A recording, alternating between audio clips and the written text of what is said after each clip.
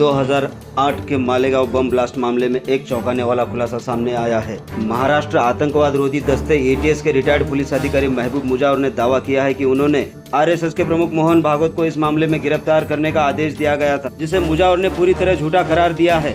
Retired ATS अधिकारी महबूब मुजावर ने NDTV Hindi को बताया कि तत्कालीन जांच अधिकारी परमवीर सिंह ने उन्हें मोहन भागवत को गिरफ्तार करने का आदेश दिया था। उन्होंने कहा, मुझे राम कल सांगरा, संदीप डांगे, दिलीप पाटीदार और आरएसएस प्रमुख मोहन भागवत जैसे लोगों के बारे में गोपनीय आदेश दिए थे। ये आदेश ऐसे नहीं थे कि उनका पालन किया जा सके। मुजावर ने आगे कहा कि उन्होंने इस आदेश का पालन नहीं किया क्योंकि उन्हें सच्चाई का पता था। इसके परिणाम स्वरूप उनके खिलाफ झूठा मामला दर्ज किया, जिससे उनके 40 साल के करियर को बर्बाद कर दिया गया। भगवा आतंकवाद का नैरेटिव फर्जी था। मुजावर ने दावा किया, मालेगांव ब्लास्ट केस में भगवा आतंकवाद की कहानी गढ़ने का दबाव था, जो पूरी तरह झूठी थी। उन्होंने कहा, मोहन भागवत जैसे विशाल व्यक्तित्व को गिरफ्तार करना मेरी क्षमता से बाहर था, इसलिए मेरे खिलाफ झूठा केस बनाया।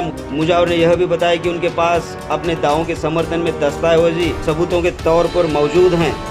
मेरे जो इंचार्ज थे मोहन भागवत के बारे में या मेरे तपास के बारे में, वो परमवीर सिंह और उससे भी हायर अथॉरिटी जो थे उनका आदेश था, और उनके आदेश के मुताबिक मेरे को महाराष्ट्र में से 10 कर्मचारी मेरे मदद के लिए दिए गए थे।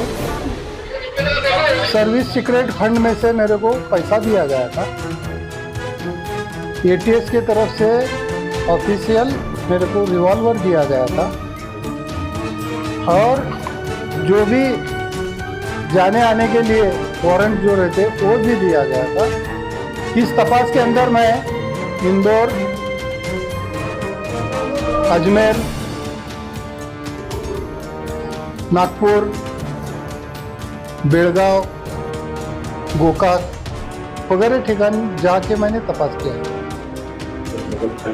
ये तपास करते वक्त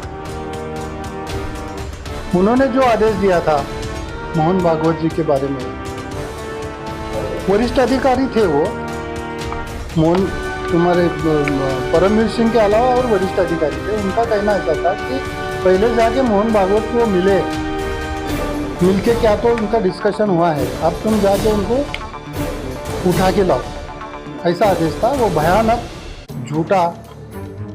झूठे जो तब उस एक कंसेप्ट निकल के आया था तब, भगवा आतंकवाद के नाम पे ये तपास चल रहा था। तपास जो करना चाहिए वो नहीं हुआ।